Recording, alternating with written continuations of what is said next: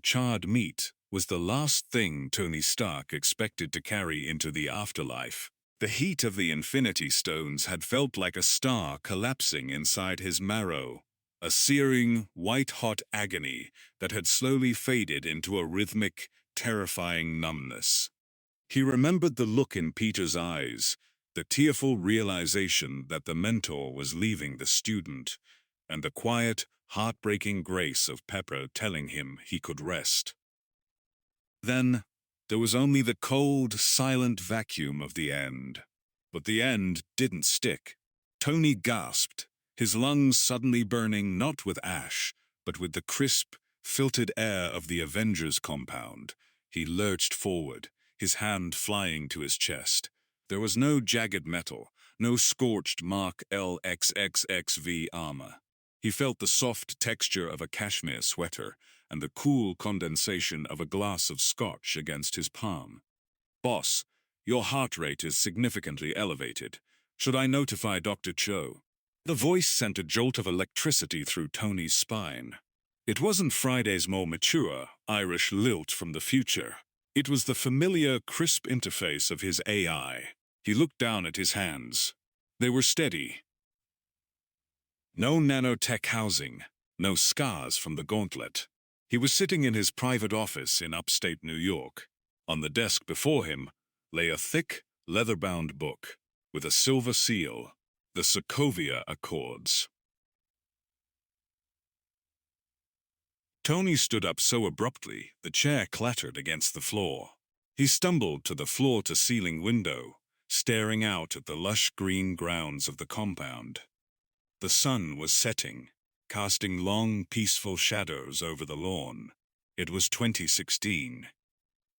The world was still whole. Half of life hadn't been erased. Peter was just a kid in Queens doing homework. Morgan didn't exist yet. The grief of that last thought hit him like a physical blow, forcing him to lean against the glass. He had won, hadn't he? They had beaten Thanos, but the cost had been his life, and now the universe had seen fit to hit the rewind button. The Infinity Stones, in their final sentient flicker, must have processed his final wish, a chance to do it better, to save them all without the 5 years of mourning, to keep the family from breaking. "Tony, you okay?" I heard something fall. The door slid open. Steve Rogers stood there, looking younger, his face free of the weary lines Tony remembered from the garden on Titan or the final stand at the ruins of the compound. He looked concerned, holding a shield that hadn't been shattered by a mad Titan's blade. Tony stared at him, his mouth dry. He remembered the last time he had seen this version of Steve, the shield raised in a dark Siberian bunker, the betrayal of a secret kept too long. He remembered the years of silence that had followed, a silence that had left Earth defenseless when the shadows finally reached for the sun. "Yeah," Tony managed, his voice sounding thin and foreign to his own ears. "Yeah, Rogers. Just a bit of vertigo, too much coffee, not enough sleep. You know the drill." Steve walked further into the room, his eyes drifting to the Accords on the desk. "Secretary Ross is waiting in the briefing room, Tony. He's not a patient man. We need to decide how we're handling this. If we don't sign, we're fugitives. If we do—" "I know what happens if we do," Tony interrupted. He walked back to the desk, his fingers hovering over the document. In his mind, he saw the images of the future. The airport in Germany, Rhodey falling from the sky, the vision with a hole in his head, and the dust. Always the dust. He had spent his whole life building walls, keeping secrets, and trying to outsmart the inevitable. He had lied to protect his friends, and ended up losing them. The moral weight of the stones still felt heavy on his soul, a phantom pressure reminding him that knowledge was a burden, but silence was a death sentence. "Steve," Tony said, turning to face the captain. He didn't use the snarky defense mechanism that usually defined their interactions. He looked Steve directly in the eyes, abandoning the masks. Forget Ross. Forget the Accords for a second. We need to talk. Truly talk. Steve frowned, his posture shifting from defensive to curious. Tony, if this is about the oversight committees, it's about everything, Tony said, his voice gaining strength.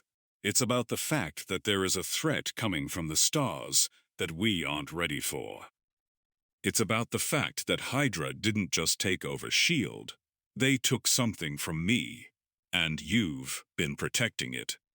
And it's about the fact that if we don't start being honest with each other right now, everyone in this building, everyone on this planet, is going to die. Steve stepped back, his expression guarded. What are you talking about? Tony picked up the Accords and tossed them into the wastebasket. I'm talking about survival, Steve. I'm talking about a second chance. Now sit down. I'm going to tell you the truth about Bucky Barnes. And then I'm going to tell you why we need to find a man named Thanos. Heavy, a physical weight that pressed against Tony's chest, rivaling the phantom pressure of the arc reactor he no longer wore. Steve Rogers remained standing, his hands resting on the back of a chair, his posture a study in tactical readiness. He looked at Tony not as a teammate, but as a puzzle he couldn't quite solve. Tony, meanwhile, felt like a man trying to explain the color blue to someone who had only ever known grayscale. He knew the cost of this conversation.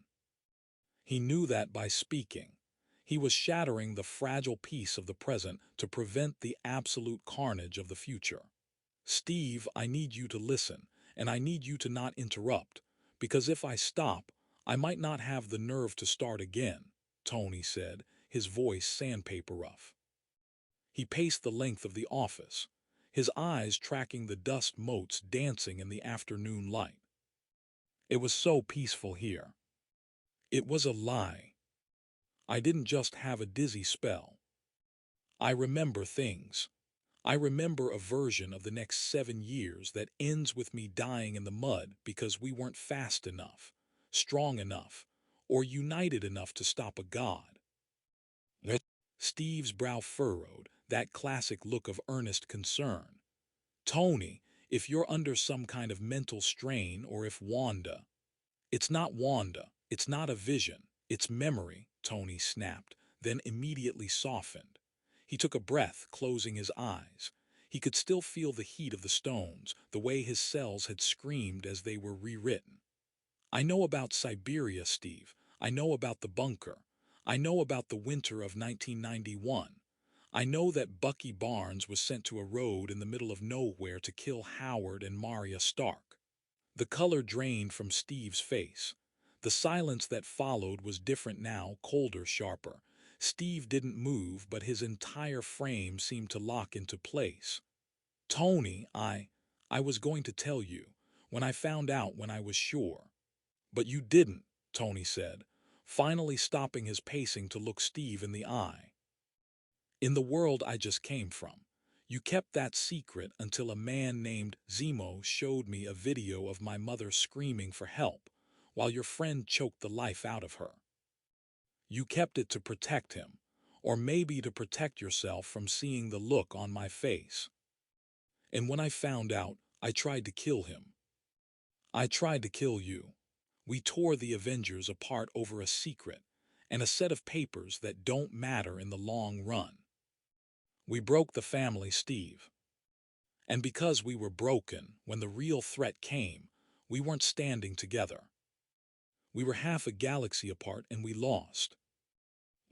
Steve sank into the chair he had been leaning on, his strength seemingly deserting him. Lost? Tony, what are you talking about? What threat? Tony leaned against his desk, gripping the edge until his knuckles turned white. Thanos. He's a titan, a warlord. He spent lifetimes scouring the universe for 6 objects called the Infinity Stones.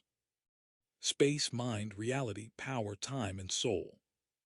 You've seen two of them already, the Tesseract and the stone in Vision's head.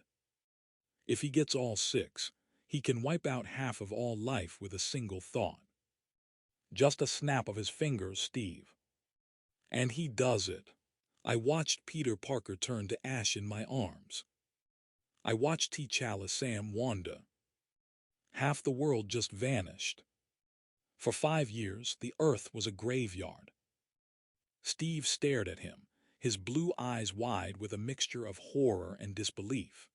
Any other man would have called for a psych eval, but Steve had seen enough of the impossible to recognize the terrifying ring of truth in Tony's voice. The sheer exhaustion in Tony's eyes wasn't something a man could fake. It was the look of someone who had seen the end of the world and was still trying to scrub the soot off his soul. We eventually got them back, Tony continued, his voice dropping to a whisper. We figured out a way.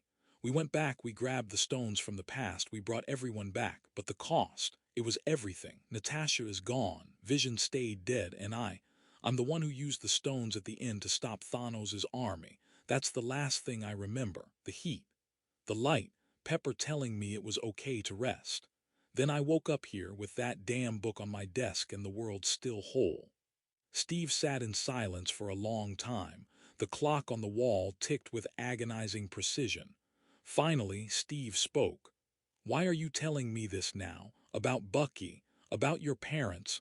You could have used this knowledge to just stop the Accords. You could have manipulated things.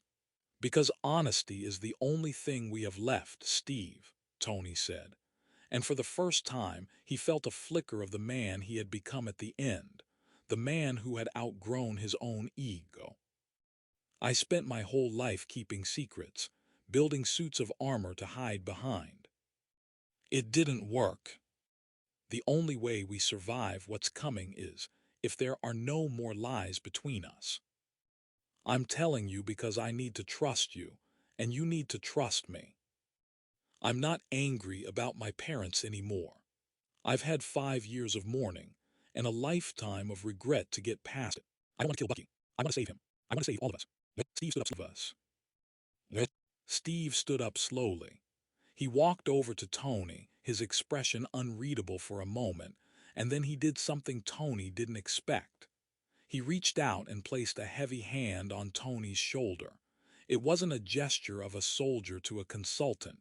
It was a brother to a brother. I'm sorry, Tony, Steve said softly. About Howard and Maria, about not telling you. If what you're saying is true, if this threat is as big as you say, then the Accords are a distraction we can't afford. Ross is in the other room, Tony reminded him, a small, weary smile tugging at his lips. He wants signatures. He wants oversight. He wants to put us in a box. Let him wait, Steve said, his jaw setting in that familiar, stubborn line that Tony used to find so irritating but now found immensely comforting. If we're going to do this, if we're going to save the world from this, Thanos, we need the others, all of them, not just the ones in this building. Clint Scott T'Challa, Tony listed, his mind already racing with the logistics. We need to find the stones before he does. We need to get the one out of Vision's head without killing him. We need to reach out to the Sorcerer Supreme in Greenwich Village. We have a lot of work to do, Cap. Steve nodded, his eyes sharpening with purpose. Where do we start? Tony looked at the wastebasket where the Accords lay crumpled. He felt a strange sense of lightness, a clarity he hadn't possessed even in his final moments on the battlefield. Knowledge was a burden, yes, but shared knowledge was a weapon. For the first time since he had opened his eyes in 2016, the crushing weight of the future felt like something he didn't have to carry alone. We start with a meeting, Tony said, tapping his temple. Friday, cancel my 4:00 with the secretary. Tell him I have a sudden case of reality check. Then get a secure line to everyone on the roster, even the ones who aren't on it yet. We're going to have a little chat about the end of the world.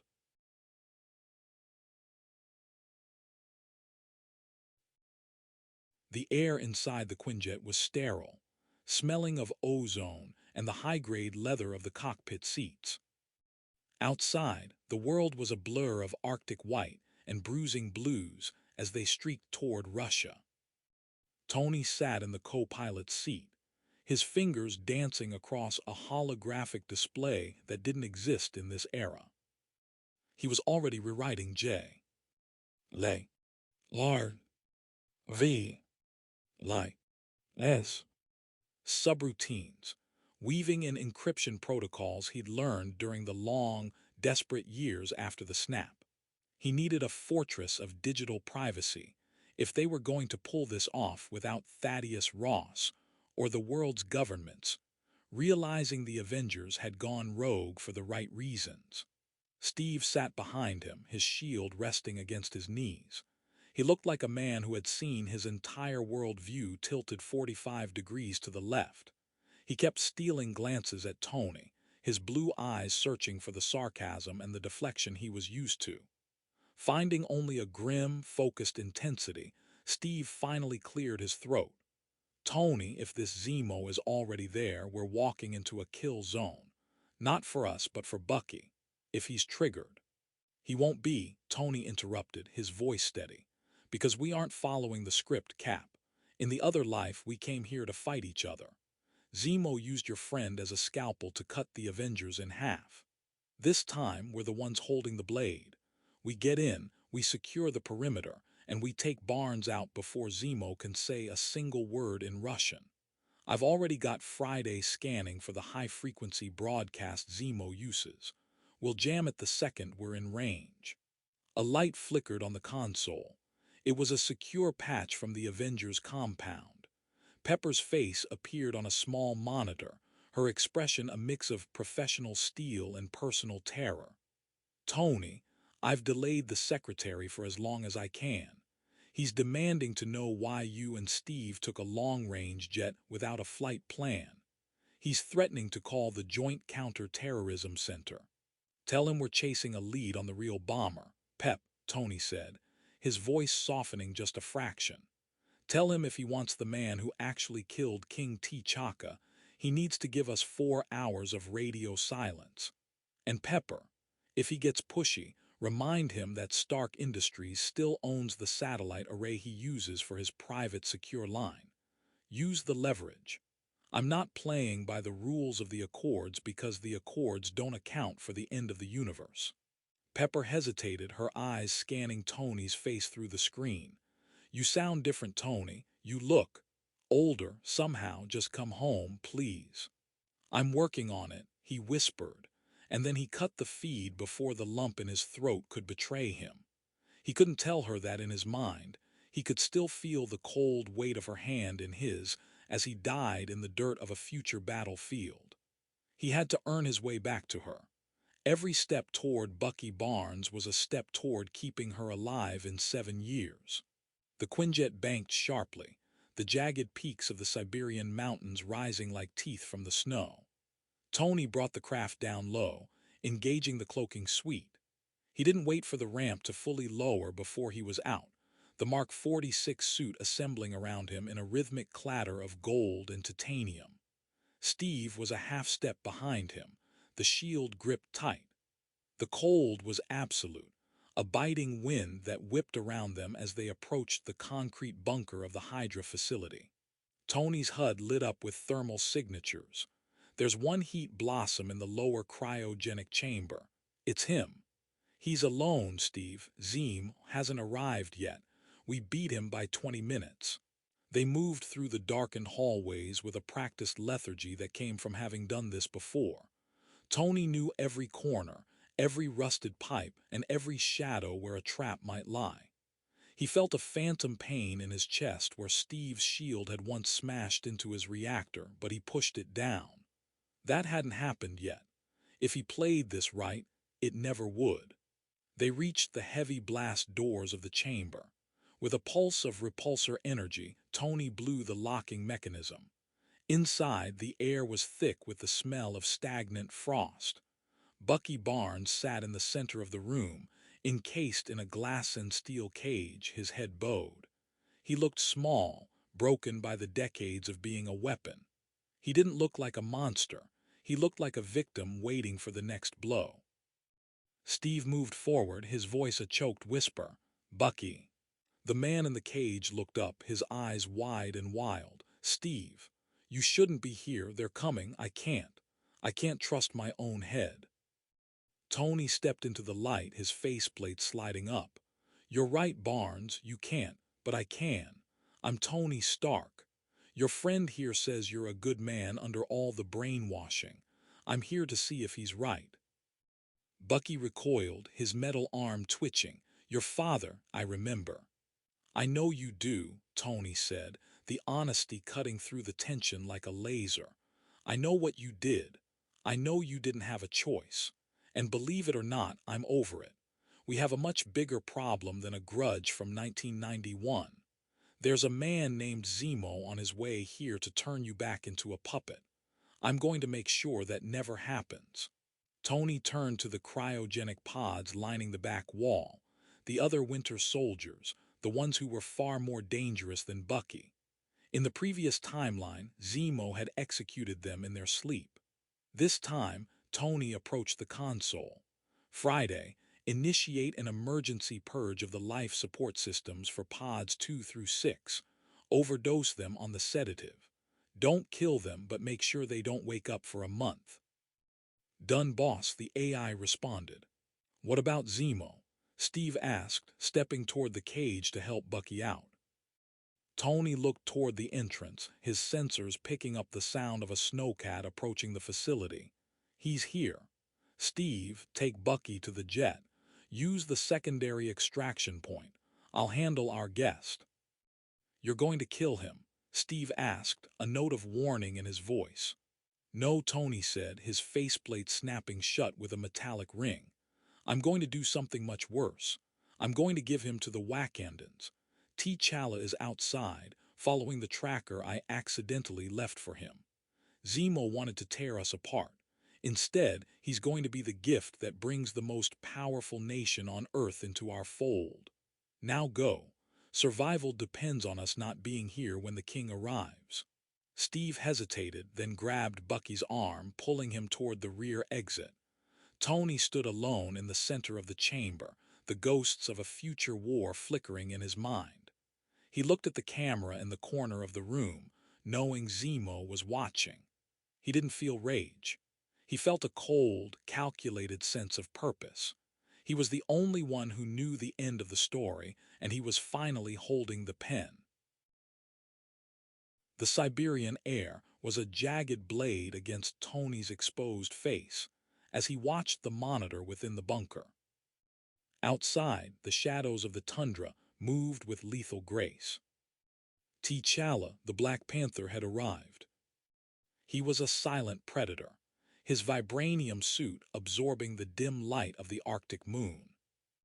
Tony didn't need to look at his HUD to know where the king of Wakanda was. He remembered the weight of T'Challa's grief from the first time they lived through this. But this time, the script was being rewritten in real time. Tony turned his gaze to Helmut Zemo, who stood near the edge of the frozen precipice just outside the facility's secondary exit. Zemo looked small, a man whose entire existence had been consumed by the singular cold flame of revenge. In the previous life, Zemo had succeeded. He had fractured the Avengers, leaving them in pieces for Thanos to pick through like scrap. Not today, Tony thought, his ironclad fist clenching. Tony broadcast a low-frequency signal, one he knew T'Challa's suit would intercept. "Your Majesty," Tony's voice was calm, devoid of the frantic edge that had defined him for years. "The man you're looking for is at the east exit. He's the one who framed the Winter Soldier. He's the one who killed your father. I'm giving him to you, not as a trophy, but as the truth." There was a long silence, filled only by the howl of the wind. Then T'Challa's voice crackled through the comms, deep and resonant. "And why do you not take him yourself, Stark?" "Because I have a universe to save, and I can't do it while holding a grudge," Tony replied. He watched as T'Challa emerged from the snow, a specter of justice. Zemo didn't even fight. The man simply looked at the king, then at the sky, and allowed himself to be taken. The cycle of vengeance, which should have ended in a suicide attempt and a lifelong prison sentence, was interrupted by a gesture of transparency. Tony didn't wait for the thank you. He turned and walked back toward the Quinjet, where Steve and a shivering, confused Bucky Barnes were waiting. As the jet cleared the Russian airspace, the atmosphere inside was thick with things unsaid. Bucky sat in the corner, his metal arm resting heavily on his lap. Steve sat across from him, his hand never leaving his friend's shoulder. It was a picture of loyalty that had once driven Tony to madness. Now, looking at them through the eyes of a man who had seen them both turn to dust, he felt only a profound sense of relief. "You did it, Tony," Steve said, his voice quiet. "You actually did it." "We did it, Steve. Don't get used to the sentimentality," Tony shot back, though the usual bite was missing from his tone. "We've secured Barnes. We've neutralized Zemo. But we've just alerted the world that the Avengers don't care about their borders. Ross is going to be screaming for our heads by dawn. Then we'll give him something else to worry about," Steve resolved. Tony nodded, but his mind was already drifting. He felt a strange, rhythmic thrumming in his chest, not from the arc reactor which was gone, but from the memory of the stones. The Infinity Stones were not merely tools. They were the fundamental building blocks of existence.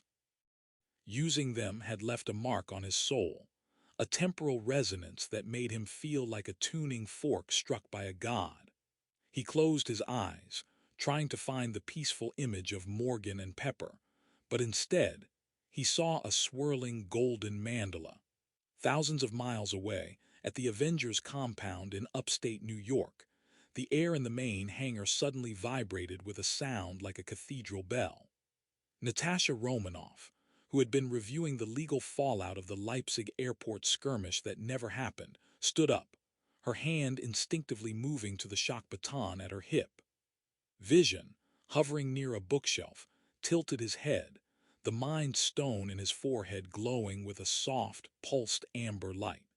"Someone is here," Vision said, his voice echoing with a synthetic clarity. "Someone who is not on the manifest." The space in the center of the room folded in on itself. A circular portal of orange sparks erupted, casting long, dancing shadows against the Quinjet wings. Out of the gateway stepped a woman in flowing saffron robes. Her head was shaven, her expression one of ancient, terrifying serenity. She didn't look like a threat, yet Natasha felt the same instinctual dread she had experienced when facing the Winter Soldier. "Who are you?" Natasha asked, her voice steady despite the impossibility of the scene. "And how did you get past the perimeter?" "The perimeter is a physical concept," the woman said, her voice sounding as though it were layered over itself. "I am the Ancient One. I guard the sanctum of time, and currently time is screaming." Vision drifted forward, his eyes locked on the woman. "I feel a resonance from you. It is similar to the stone I carry." "Because we are both servants of the same fundamental laws," the Sorceress Supreme said, her gaze shifting to the Mind Stone. "But something has changed. A ripple has become a tidal wave. Someone has reached back through the stream and rearranged the stones of the riverbed." Natasha stepped forward, her eyes narrowing. "We're in the middle of a political crisis. If you're here about the Accords, you're late to the party." "I am not here for your politics," the Ancient One replied. "I am here for Anthony Stark. He has brought something back with him that does not belong in this era, a memory of a future that has been cauterized." Vision's brow furrowed. "Mr. Stark is currently in Siberia. He has been acting irregularly. He claims to have seen a darkness coming." "He has seen more than darkness," the Ancient One said, walking toward the large glass windows that looked out over the Hudson. "He has seen the end of all things. But the price of changing the past is often paid by the future. By saving his friends, he may have unraveled the very fabric that keeps your universe from collapsing into the dark dimension. Natasha felt a chill that had nothing to do with the air conditioning. What does that mean? It means, the Ancient One said, turning back to them as the orange portal began to fade, that the man you know as Tony Stark is no longer a man. He is a ghost inhabiting a living body, and the ghost is pulling on threads he does not understand. When he returns, tell him the Eye of Agamotto is watching, and tell him that some deaths are necessary for the balance of the world. With a flick of her wrist, she vanished. The silence that followed was heavy, broken only by the hum of the facility's power grid. Natasha looked at Vision, who remained suspended in midair, his expression one of deep calculation. "Vision," she whispered, "what did she mean?" Vision didn't answer immediately. He touched the stone in his forehead, his fingers trembling slightly. "I believe, Natasha, that Tony did not just bring back a warning. I believe he has brought back the weight of a world that no longer exists, and nature does not like a vacuum." High above the Atlantic, Tony Stark suddenly gasped, clutching his chest. The jet swerved as his hand hit the controls. "Tony," Steve shouted, rushing forward. "What's wrong?" Tony looked at his hands. For a fleeting second they looked translucent, glowing with the faint, multicolored hues of the Infinity Stones. The smell of ozone and burnt ozone filled his nostrils. He wasn't in the jet. He was back in the dirt, breathing his last. Then, with a jarring snap, the world returned to focus. "Nothing," Tony gasped, his forehead slick with sweat. "Just a ghost. We need to move faster, Steve. The universe is starting to notice I'm cheating."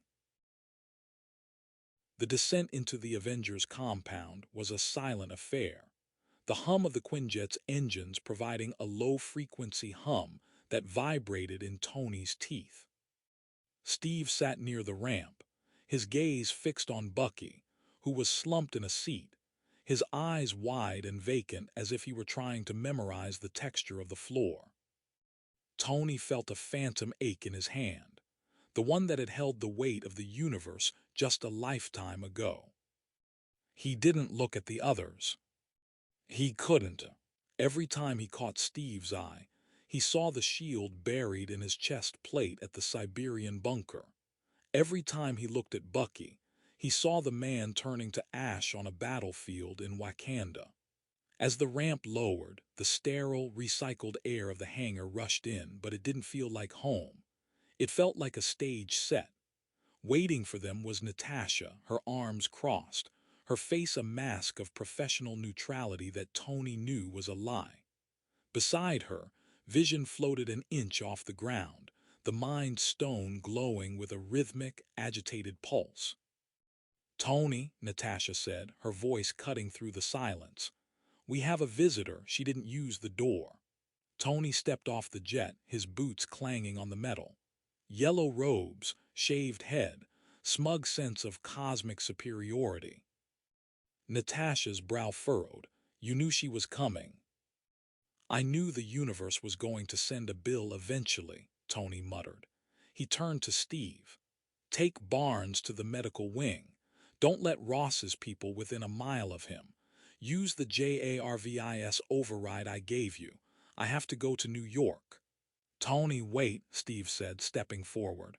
"Who was she? She told Vision that you were a ghost." Tony paused, the weight of the future pressing down on his shoulders like lead. He looked at Steve, really looked at him, and for a moment the 2016 version of the captain vanished, replaced by the weary, bearded man who had held his hand in the ruins of the Avengers facility in 2023. "She's the reason we might actually win this time, Cap, but only if I can convince her I'm not a virus in the system." Without waiting for an answer, Tony summoned a Mark 46 gauntlet, not for combat, but to stabilize the HUD he'd integrated into his own nervous system. He didn't take a jet. He took a suit, blasting southward toward Manhattan with a ferocity that rattled the windows of the compound. 177A Bleecker Street looked exactly as it had in the memories that weren't his yet. It was a brownstone that felt like it was breathing. Tony landed on the sidewalk, the thrusters dying with a metallic hiss. He didn't knock. He didn't have to. The heavy wooden doors swung open on their own, revealing a foyer that defied the laws of Euclidean geometry. The ancient one was standing by a window that looked out onto a street that wasn't New York. It was a swirling kaleidoscope of amber and gold. She didn't turn around when he entered. "You are a very loud ripple, Anthony Stark," she said, her voice echoing as if she were speaking from the bottom of a well. "And you're the one who's supposed to keep the pond still," Tony replied, walking into the room. He felt a strange pulling sensation in his chest, a magnetic drag toward the eye of Agamotto hanging from her neck. "I'm not here to break anything. I'm here to prevent a fire that burns half the garden." She turned then, her pale eyes scanning him with a terrifying intensity.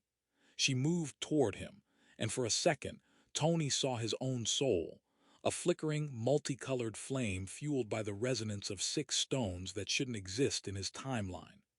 "You died," she observed, her tone conversational. "You used the stones to exert your will upon the totality of existence. That is a debt that cannot be repaid with simple apologies." "I paid it in full," Tony snapped, his voice cracking. "I watched my friends die. I watched my world go quiet.